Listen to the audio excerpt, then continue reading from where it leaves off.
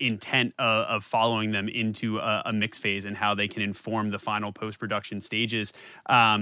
And I think those are some great examples. But yes, certainly the sky is the limit, and it's such a bastion of creativity to be able to go ahead and do this. So we highly recommend that anybody out there, if you're at home, if you're just doing it by yourself, or if you have,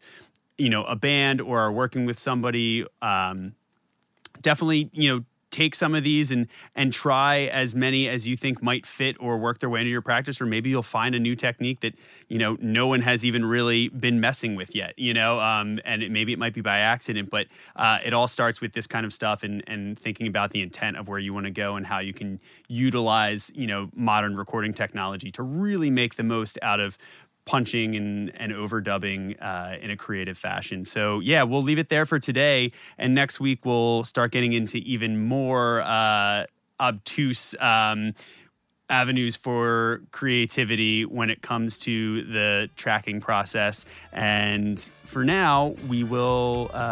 thank you for joining us once again and sign off and see you next week. That was a great double. I double tracked it.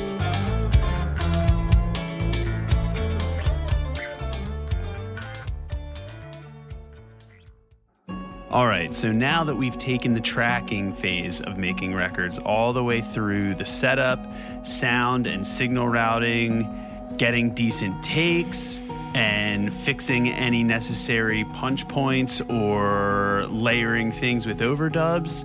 it's time to finish up strong with part 5 of this series, where we're going to start getting a little weird. So this is where we get into some extra little cherry on top type stuff, talk about getting really creative, thinking outside the box, and how to maybe articulate some interesting creative ideas and translate that language into something that you can hear and something that you can make, as well as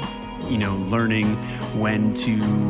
let go a little bit and maybe make an accident or mistake or something unplanned, that you may have stumbled across, come through and realizing when you have stumbled onto something that's going to really make your record unique, which is a huge part of a lot of records, especially older records, when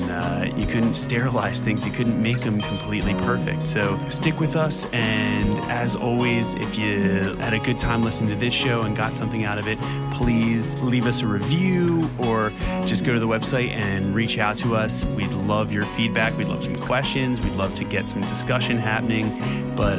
more so than anything, if you would share it with somebody, that would mean the world to us. And hopefully, as I've said before, but if you're just coming into the show and just getting acquainted with what we're doing here and what kind of vibe we have going, then I will reiterate that this is all about putting forward what we've learned and the things that get us inspired and keep us inspired to make music every day, and how we can pay that forward and put some of those things out into the universe for other independent artists, other music makers, other aspiring producers. And that is the goal of the record process, and we hope to continue to see it do just that and continue to grow each week as more people like yourself take it upon themselves to share it with someone they think might appreciate it and get something out of it. So with that, we once again appreciate you being with us this week, and we will catch you next week on The Record Process.